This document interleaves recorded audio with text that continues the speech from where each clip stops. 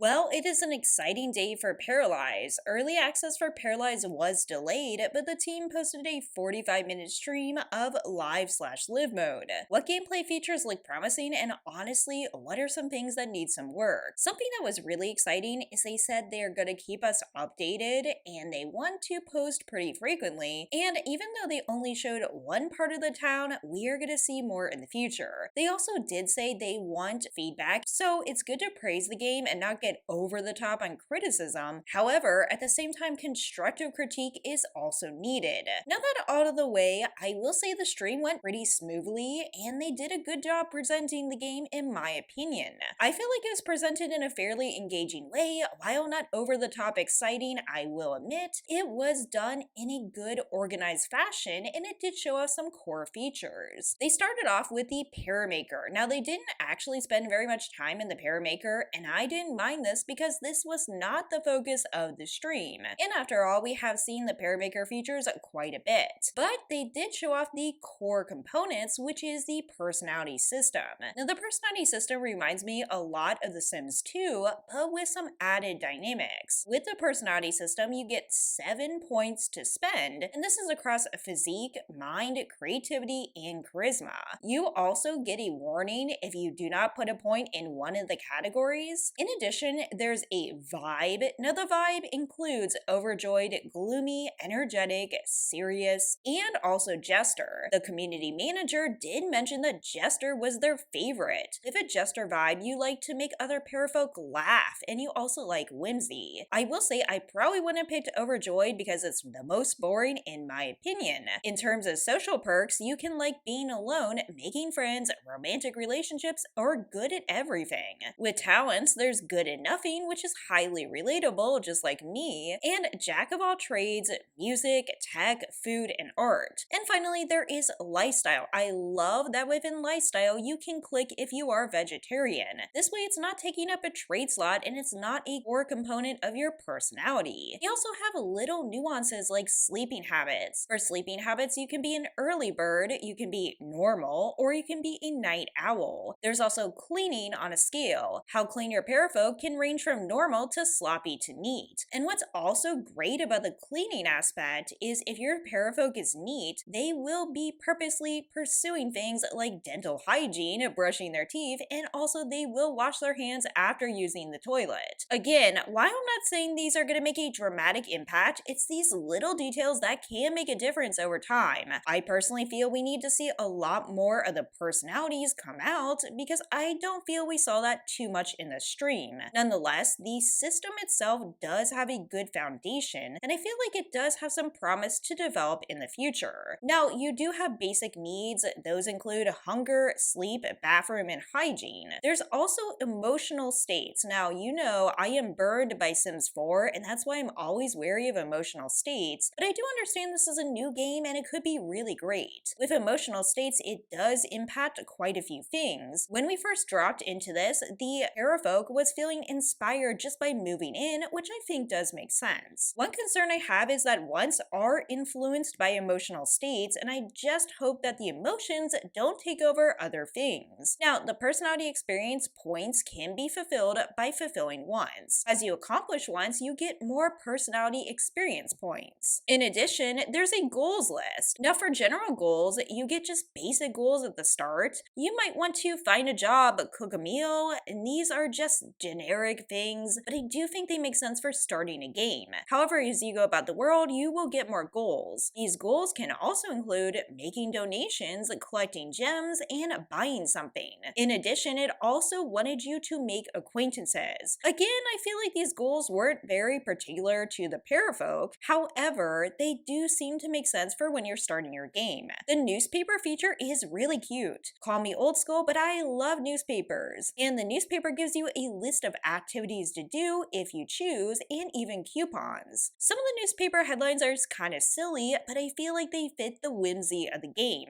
Businesses, meanwhile, have hiring signs, but to get a job, you can just use your phone. It's pretty easy. And of course, that all brings us to jobs. Now with jobs, there is an aspect I really love. Remember, these are all rabbit hole positions for now. What's great is some of these jobs require you to be qualified. That's right, you can't automatically automatically go into just any job. Now, you can select the schedule you want. The schedules seem to have some presets, but there is some flexibility in which of these schedules you want. You can choose what days a week, for example, to work, and again, this is a good flexible option. And as far as job variety, I think the job variety is already really great. The job variety includes software development, art, service, music, education, management, maintenance, healthcare, science, fitness, and food. Again, this is a great starting point and full of promise. With jobs, there's also the work tab. Now with the work tab, you get to see your performance, you get to see if there's any strikes against you. They didn't really explain that too much, but there also is the schedule, your rank, your pay, and vacation.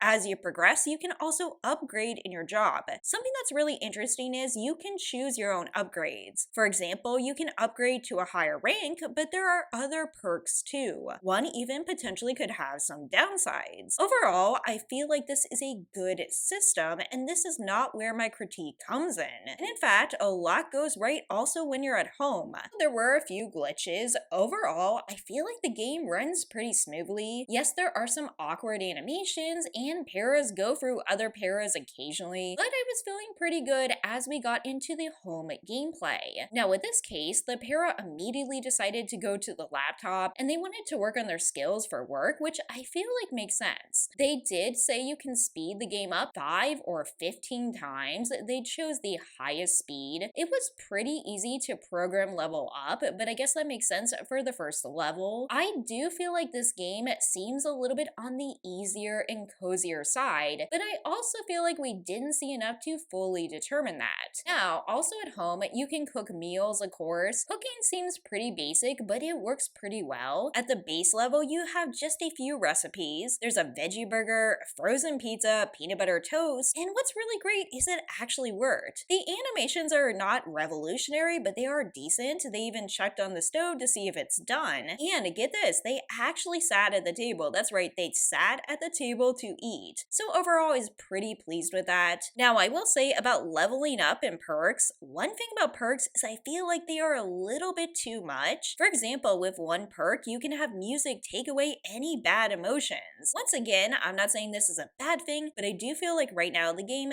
does lean more cozy and a little bit on the easier side. Now, here is where we get into the main part that I think needs a little bit of improvement. This is interactions. Now, keep in mind, and it was evident through this live stream, that other parafolk don't really have much autonomy. With interactions, it takes about 25 game minutes for together cards to show up. I will say making acquaintances and friends seems really easy, and in addition, some of the questions you can ask about are not really relevant or specific to the other para. They were interacting with a kid, and they could ask the kid about their job. Obviously, the kid does not have a job, so that also needs more work and more personalization.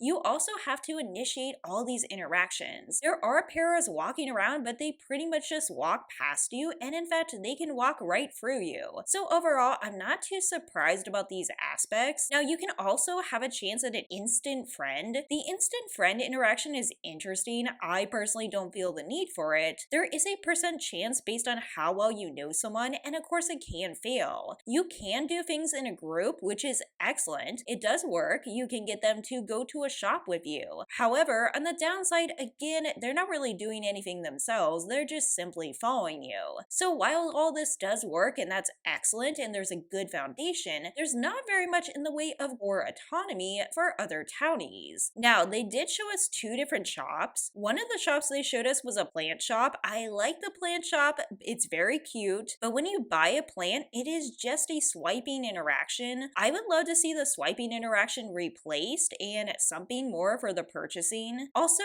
there is the story nook. Now, I do really like the story nook. I think it looks cozy, and I would go there very often. At the story nook, you can order food. There's croissants, blueberry pie, cookies. It just has the cozy feel. It also works as intended. The parafolk was able to get the food and eat. So the good news is, even though there were some bugs here and there, I didn't see anything personally that was very bad whatsoever. In fact, the game does seem to be in pretty good working order, which is such a good sign. Now, you will auto zip off to work, you will just disappear. What I think about the live stream is it was run very well. It showed off some of the core features. However, at the same time, I do feel like a lot of work could be done in terms of overall autonomy and just making the game a little bit more dynamic and challenging. It is a very cute game, it is cozy, and I feel like it has promise, but a lot of the personality and whimsy and autonomy probably still needs to be developed. Again, this was just a short live stream and it can only show off so much. The good news is they definitely have a game and they have some core features and lots to build upon. The bad news is, or the news I would say, is just that the game still needs a lot more content, and I don't mean as much as things to do, although that is nice, but also just how the parafolk interact. Of course, that is my bias. We all have different things we are looking for, and for some people, this already could be enjoyable. All in all, I want to give this some more thought, and